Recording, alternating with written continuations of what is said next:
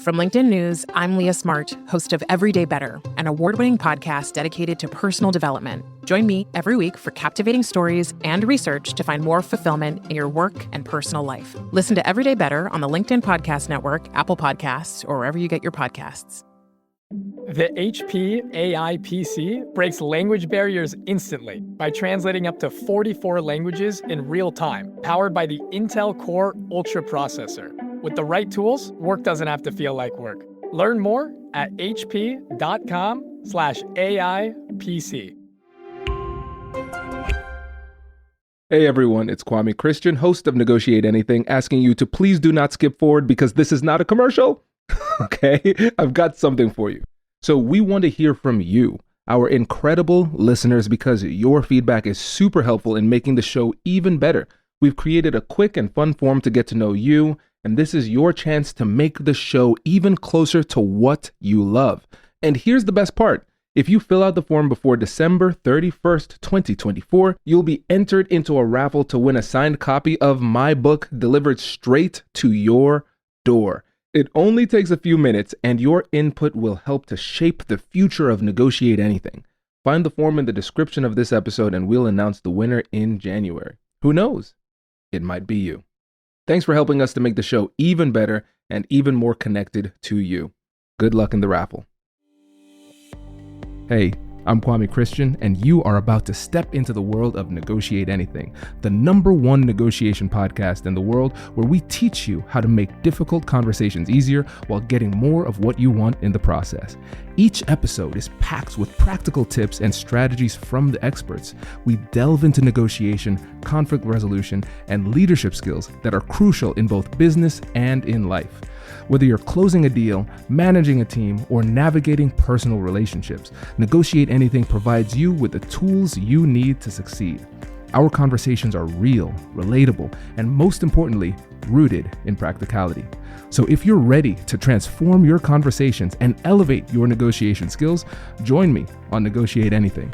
Subscribe and listen on Apple Podcasts, Spotify, or wherever you love to listen. Let's make every conversation a winning negotiation. Kriti, thanks for joining us today. Thank you for having me. Hey, it's our pleasure. So how about you get us started by telling us a little bit about yourself and what you do? Perfect. Well, I'm Kriti Mohan. I'm a plastic surgeon here in Houston, Texas. I actually specialize in all cosmetic breast surgery. So all cosmetic breast, all things implants and breast related. My practice takes care of primarily all females, and I run a female run business with all female staff. And I have the honor of, taking care of almost 600 to 700 women every year.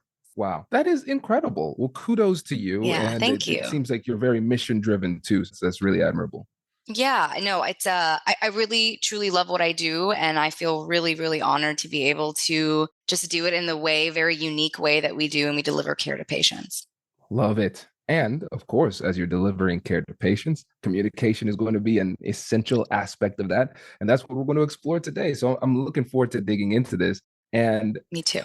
when we think about the communication that you have as a plastic surgeon with let's not even focus it on patients, just in general. Yeah. What are the types of difficult conversations you're having in general day to day? Yeah. I mean, I think as a doctor, as a surgeon, obviously you're interacting with your patients on a constant basis, whether that's from the beginning or later. But in my case, I run a large business as well, small business, but I take care of all of my staff and all of my employees. And my staff boasts about almost 20 people if you count all the operating rooms that I run as well. So on a daily basis, I'm managing so many people's emotions, their feelings, their expectations, the things that are said and unsaid, what's going on in people's lives. And I always find that it's so important, and I tell my staff this every day, to remember to be so intentional and remember that people have so much going on in their lives, and communicate and over communicate. And that goes for our patients, but it's in reference to them as well when they're interacting with each other. And it's so important for me to kind of set that stage for them as well. Oh, this is good. We're going deep very quickly. This is great. I love how you talked about the necessity of managing emotions and feelings. And I think that's really important for professionals in general to keep in mind, because a lot of times when we go through school, we become so focused on the craft itself that we It's forget that true. communication is an essential part of that craft True. and it requires us to manage emotions. Yeah. So, can you kind of dig deeper into that and speak to the tension that professionals might face? Yeah, I think when you go through something as rigorous as a medical training, so it's so long, 4 years med school, if you're a surgeon, 6 years training, this idea of this kind of almost becoming robotic, right? Because in order to do what you do, be able to take care of the patients that you do, see the really tough things that you do and be objective, this coping mechanism that I think is taught and also developed. And so you see when, the people that become doctors, we become doctors because you want to care for people, you love people, you want to take care of the world, you're idealistic in some ways. And then as you go through this entire training process, it's almost like it's beaten out of you, that compassion level drops, that empathy level drops. Just because you do, it's a survival tactic. So then when you come out of it, how do you learn to reconnect in that way and yet be objective in that way? And I think that is the really true art form that makes a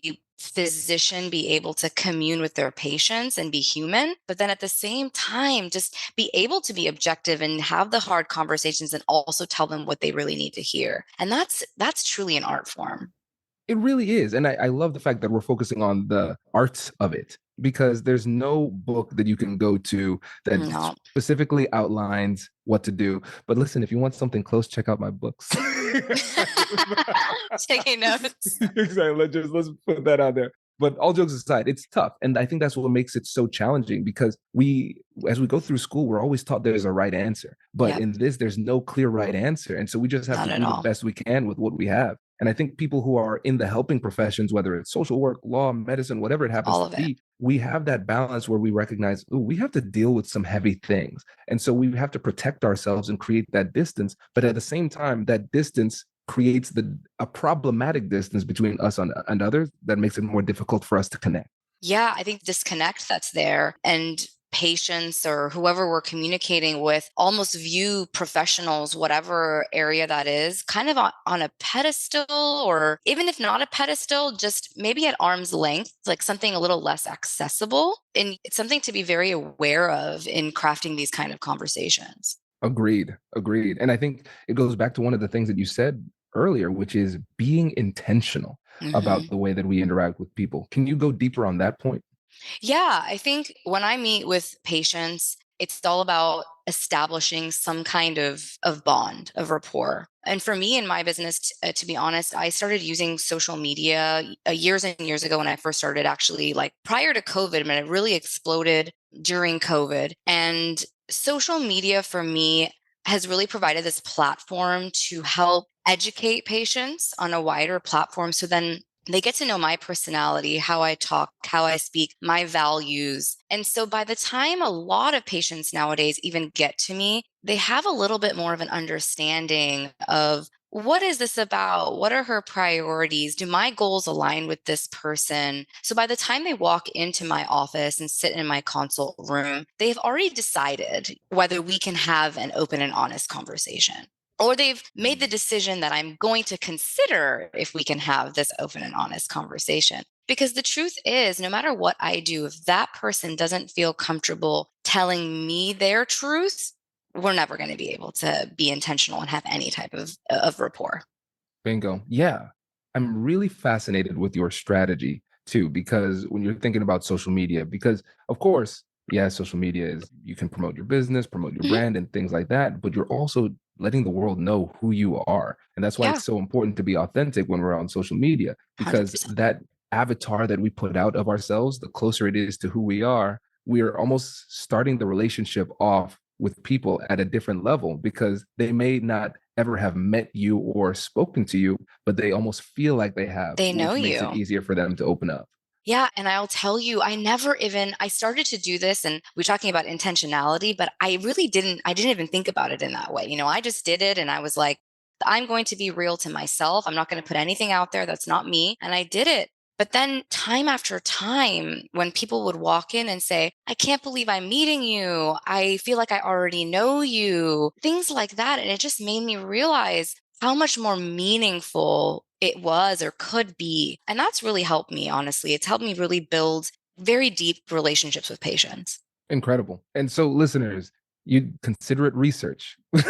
Follow Yeah. Kriti on Instagram because it is a masterclass that you put on with the consistency of your content. It's a really great example of how you can be professional, but also intentional and authentic all at the same Yeah. time. And I consider that part of the persuasive process too. And when you are being authentic and real, it's not manipulative. It's just, like you said, being intentional because you put that foot forward. People feel like they know you. And now you can start that conversation off with greater Yeah. depth. And that helps you to become better at what you do as a surgeon because you have Yeah. more information. Yeah. And I think, I think that people are smarter than we give them credit for. People know when people are being disingenuous or not authentic, and you can do whatever you like. And that's everyone's business. Everyone's platform or method of communication is different. But I really do think that it's pretty obvious out there. And so for me, it's easy and it makes it much more fun as well.